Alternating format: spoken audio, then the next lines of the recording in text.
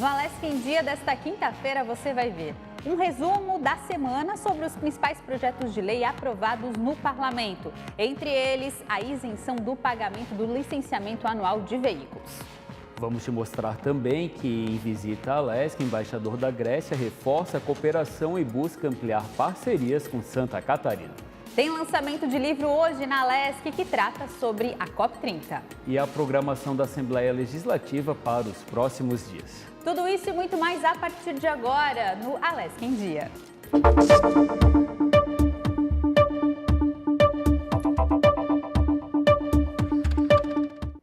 Olá, muito boa tarde. Nesta semana passaram pelo Parlamento projetos de lei que tratam da crise do leite, licenciamento anual de veículos, contratação para leitos de UTI, entre outras medidas que impactam a vida do catarinense. A nossa colega Giovana Alencar chega com mais informações. Boa tarde, Giovana.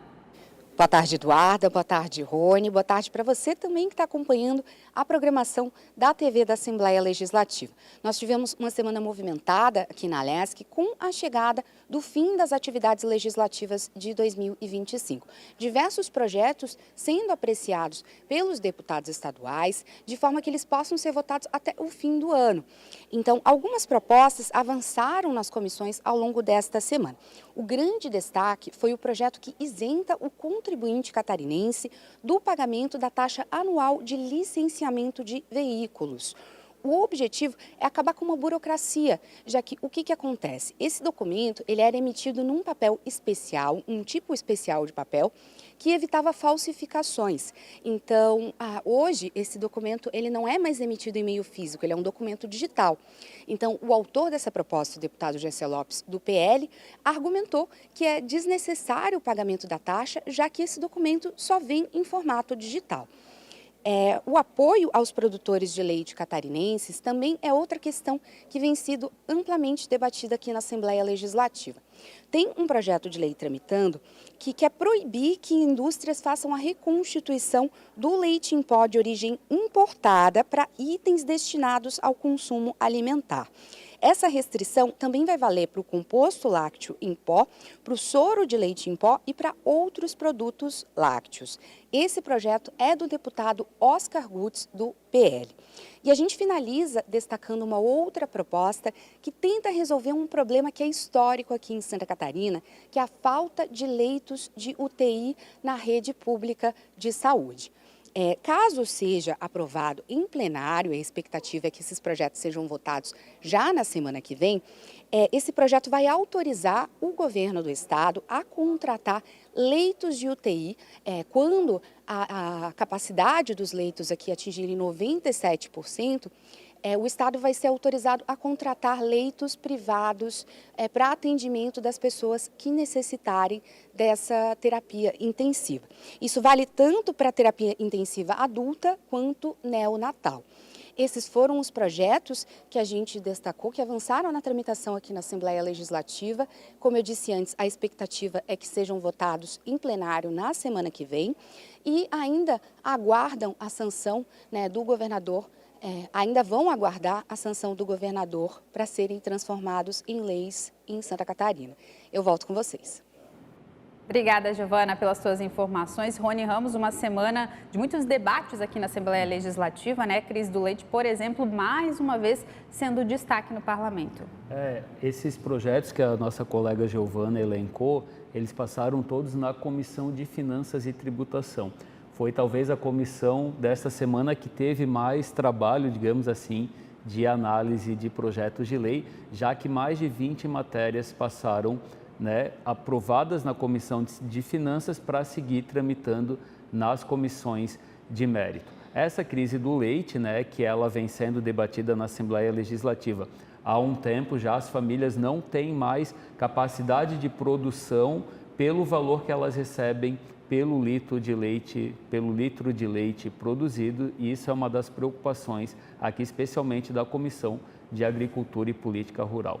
Outro destaque também, o projeto de lei do deputado Oscar Gutz, que prevê a regulação em relação aos leitos de UTI adulto e neonatal, quando a capacidade de oferta desses leitos atingir 97%, o Estado poderia, sim, contratar de forma emergencial, seguindo todo o trâmite burocrático, leitos na rede privada, dando preferência a hospitais da região onde esse atendimento público acontece.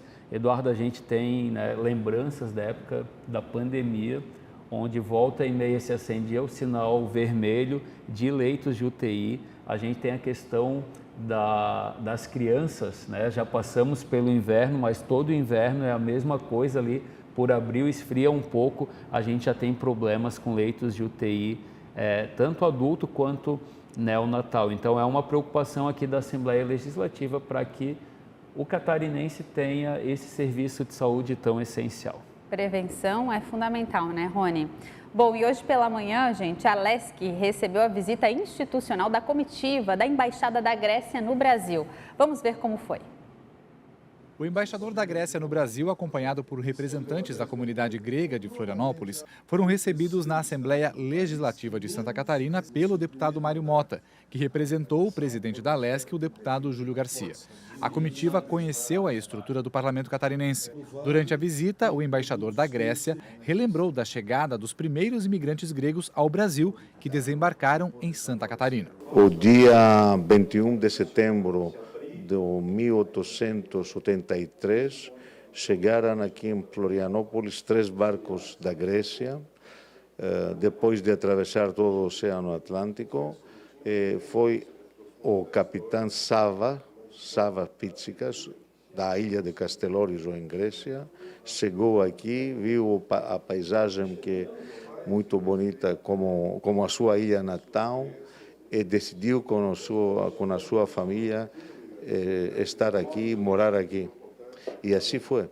Depois voltou para a Grécia e trouxe outros gregos da sua ilha.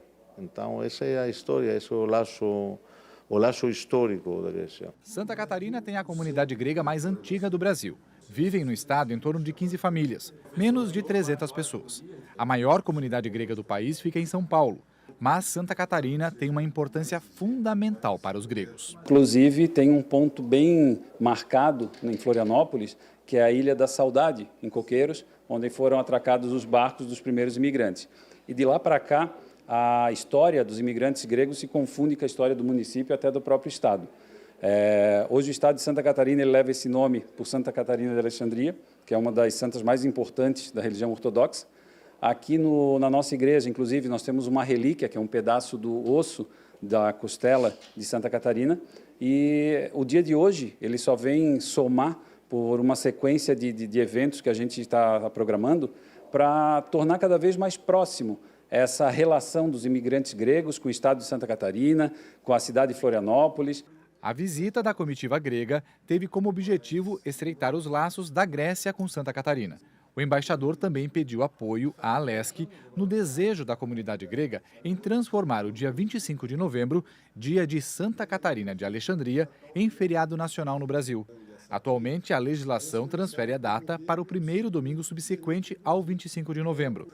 O deputado Mário Mota enalteceu a história e o elo do Estado com os gregos. Muito nos orgulha usar, com toda a licença possível, o nome Catarina para o nosso estado. É o único estado brasileiro que tem um nome de mulher e de uma santa. Nós temos São Paulo, temos outros estados, mas santa e mulher é o único. Então, há uma relação bastante profunda com os gregos. A vinda do embaixador aqui é uma demonstração de muito carinho pela comunidade grega que se instalou em Florianópolis e no estado. E, repito, eu me sinto privilegiado de poder representar os meus 40 colegas, os 39 outros, mas especialmente a presidência da Assembleia que nos permitiu receber os irmãos gregos. Agora, Rony, ver os próximos passos, né? O resultado dessa visita, que honra, né? O embaixador da Grécia aqui hoje na Lesc. E quanta curiosidade, né? Sobre essa vinda dos imigrantes gregos há tanto tempo atrás. A nossa Santa Catarina, né? É mártir lá na Grécia, dentro da Igreja Ortodoxa.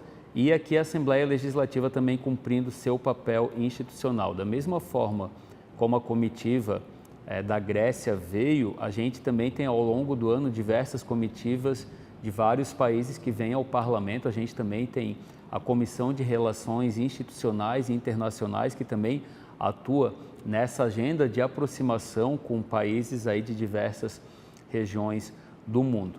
E um dos 2 pedidos, né, é para que essas datas da imigração grega e também de Santa Catarina façam parte aí de um calendário oficial aqui em Santa Catarina. A gente sabe que os ritos burocráticos acontecem aqui dentro da Assembleia. Vamos aí ter a expectativa se a gente pode ou não ter um feriado também de Santa Catarina em novembro. E a gente vai acompanhar tudo para trazer, claro, na programação da TVAL e aqui no Alesc em Dia.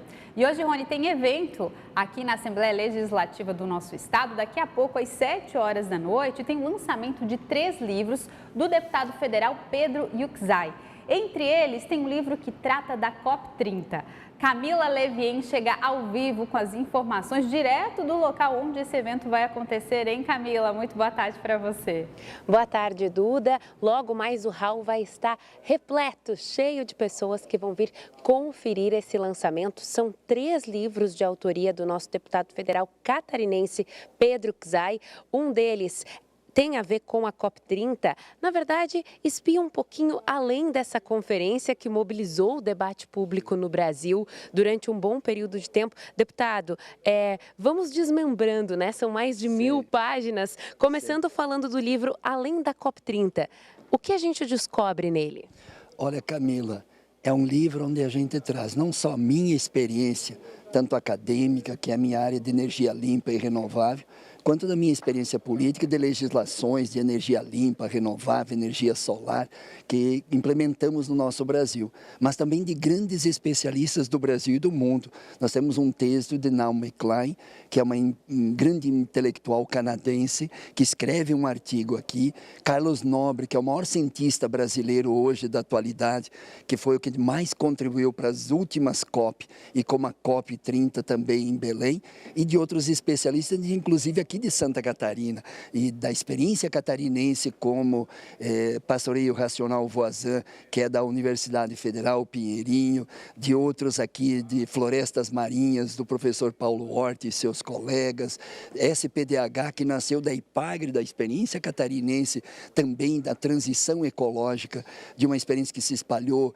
para o Brasil, e sistemas agroflorestais com os maiores especialistas do mundo, como Ernest Gosch, que é um suíço que hoje está radicado no Brasil, como também de Namastê aqui de Santa Catarina. Tem artigo aqui de um catarinense deputado estadual, do próprio Marquito, aqui deputado estadual da Assembleia Legislativa, que escreve um artigo como tantos outros. Então, além da COP30, que foi uma grande referência do Brasil para o mundo, e nós podemos se transformar numa grande potência econômica, social e ambiental, e a gente se convenceu, diante das mudanças climáticas, do aquecimento global, da crise, a enchente, seca e maior intensidade e gravidade, que nós temos alternativa, nós temos resposta científica e tecnológica. E o segundo ponto desse além da COP30, que além do que aconteceu lá em Belém, nós temos muitas experiências boas no mundo inteiro, aqui na América Latina e aqui no Brasil, inclusive aqui em Santa Catarina, que podemos espalhar para todo o mundo. Temos também o livro que trata da questão do orçamento público, de certa forma.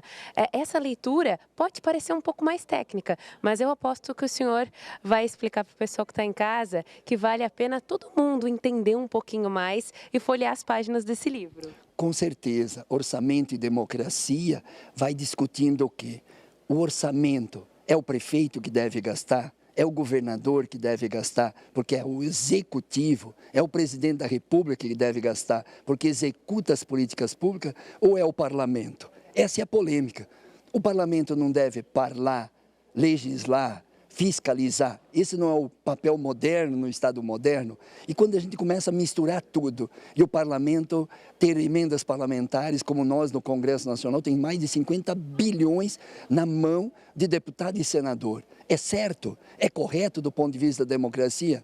Não devia ser o executivo que executa, o legislativo legisla e o judiciário julga? E está tudo misturado, e por isso que nós estamos vivendo, certo, uma crise nessa relação entre os poderes, e a gente vai, no parlamento, usurpando o poder do executivo e vai sequestrando grande parte do orçamento discricionário. ou democratizar o orçamento, que é outra ideia que o livro traz, com grandes especialistas também que vão contribuir com este livro, mostrando que dá para fazer democracia representativa, escolhendo o vereador, o deputado, o prefeito, o governador, o presidente, mas dá para fazer também orçamento participativo, ou seja, democracia direta, democracia participativa, como eu tenho feito, eu tenho uma experiência pessoal, que todas as minhas emendas parlamentares, 37 milhões, quem decide é o povo de Santa Catarina. A gente dividiu o estado de Santa Catarina em 12 territórios e cada um que se organiza, que se mobiliza, quem participa, decide esse recurso público. Então, eu faço esse debate junto com grandes especialistas, mostrando que o orçamento ele tem que ser cada vez mais transparente, cada vez mais democrático, que atende quem mais precisa.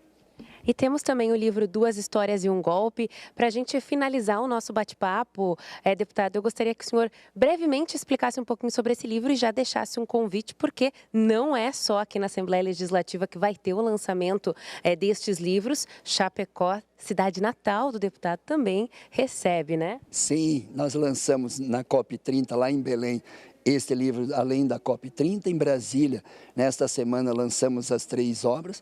Aqui hoje, aqui na Assembleia Legislativa que me acolhe, onde estive 8 anos aqui no Parlamento Catarinense. Quero agradecer aqui, em nome do Júlio Garcia, o presidente da Assembleia Legislativa, todos os parlamentares que nos acolhem aqui nesse momento de lançamento dessas 3 obras. E depois Chapecó, dia 14, vamos lançar lá na minha terra também, para que nossos amigos possam partilhar também algumas letras. E Duas Histórias, um Golpe tenta mostrar um pouco as crises institucionais que o Brasil vive nessa última década.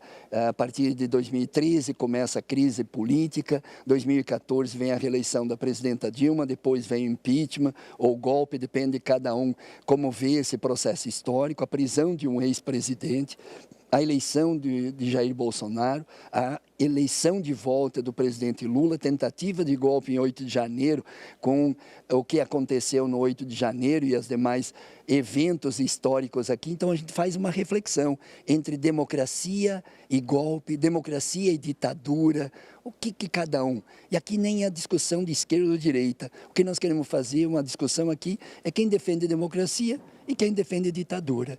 E eu estou aqui na liberdade de expressão falando, porque nós estamos num processo democrático. Eu gosto da democracia, mesmo que você possa me criticar, mesmo que a Camila possa me criticar, ela pode ler o livro e dizer, Pedro, não concordo. Essa é a riqueza da democracia. Por isso, os 3 livros aqui, para fazer um bom debate com Santa Catarina e com o Brasil. E a riqueza de todas essas obras que estão aqui disponíveis para o público a partir das 7 horas da noite é muito importante, são temas fundamentais para a sociedade. É com vocês, Rony, Duda. Muito obrigada, Camila, pelas suas informações e que o evento aí seja um sucesso. Daqui a pouquinho, então, às 7 horas da noite, aqui no hall da Assembleia Legislativa. E é hora, gente, de saber o que é destaque nas redes sociais da Alesc e dos deputados estaduais. Olá, no Instagram da Alesc, uma presença ilustre. A Miss Santa Catarina passou pela Assembleia e bateu um papo conosco. A Miss Santa Catarina, Pietra Tavassos, de apenas 18 anos, falou sobre como é representar o estado e também sobre os preparativos para o Miss Brasil. O concurso é só no ano que vem, mas ela já tem um cronograma de trabalhos só com foco na competição. E agora vamos dar uma olhada no que está rolando no perfil dos nossos parlamentares. Hoje, o nosso deputado nas redes é com o Sérgio Mota, do Republicanos. No seu perfil, o deputado compartilhou um vídeo junto com os bombeiros voluntários. No post, ele mostrou a atuação das crianças que fazem parte do programa Bombeiros Mirins e entregou uma ambulância para o projeto. O deputado também destacou a beleza e a importância do trabalho destes voluntários em cuidar do próximo. E o Alesc nas redes de hoje fica por aqui. Mas a gente segue com você no Instagram, no TikTok e no YouTube, onde você acompanha os movimentos do Legislativo em tempo real. E se você quer ler as informações, vai lá na nossa agência de notícias, no link que está aqui na tela. Até a próxima! Até mais! Muito obrigada, Giovana! E a Assembleia Legislativa de Santa Catarina realizou na noite de ontem a entrega do Prêmio Asas da Inclusão. A LESC reconheceu personalidades e instituições pelo trabalho voltado à inclusão, acessibilidade e à defesa dos direitos da pessoa com deficiência. 3 de dezembro é o Dia Internacional da Pessoa com Deficiência. Para marcar a data, a Assembleia Legislativa de Santa Catarina realizou no plenário uma sessão especial para a entrega da primeira edição do Prêmio Asas da Inclusão, uma iniciativa do deputado estadual Dr. Vicente Caro Preso, presidente da Comissão dos Direitos da Pessoa com Deficiência. 8 pessoas e entidades catarinenses receberam reconhecimento por iniciativas que promovem a inclusão, a acessibilidade e a defesa dos direitos da pessoa com deficiência. O artista plástico Luciano Martins, que cria ilustrações para impulsionar projetos sociais e inclusão. O vereador de Garopaba, Rogério Linhares, autor de leis e políticas públicas inclusivas. In memoriam, a ex-servidora da Fundação Catarinense de Educação Especial, Edith Senen, falecida há 3 anos. O prêmio foi entregue ao marido e aos filhos. Também foram homenageadas as associações de amigos do autista de Navegantes, Xanxerê e Videira, e as APAES de Brusque e Sombrio. O artista plástico Luciano Martins falou em nome de todos os homenageados. É uma grande conquista a gente dar espaço para as boas iniciativas. Cada lei aprovada é um passo que a gente dá para o avanço de uma sociedade mais inclusiva. Então, mostrar bons exemplos é sempre um caminho que toca a alma das pessoas. E quando toca a alma, a gente tem uma indicação para seguir. A cerimônia contou com a apresentação da Associação Coral de Florianópolis, acompanhada pelo pianista Vanderlei Johan, sob a regência do maestro Guilherme Albanais. Os homenageados de cada edição são indicados pelos 7 deputados que fazem parte da Comissão dos Direitos da Pessoa com Deficiência. A premiação, criada por resolução da mesa, vai ser realizada a cada 2 anos pela LESC.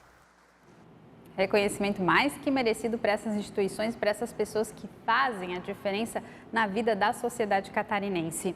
Rony, a gente já falou então que daqui a pouquinho tem um lançamento de livros do deputado federal Pedro Iquizai. O que mais você destaca para a semana que vem? Aliás, semana que vem promete ser bem agitada aqui no parlamento, né? Reta final do ano. Sim, com agenda bem cheia, especialmente nas comissões permanentes. A gente tem reuniões terças e quartas ao longo das manhãs, especialmente, e à tarde, a partir das 14 horas, sempre a sessão ordinária. Além disso, na segunda-feira, a gente tem a entrega da Comenda do Legislativo Catarinense, a mais alta honraria da Assembleia Legislativa.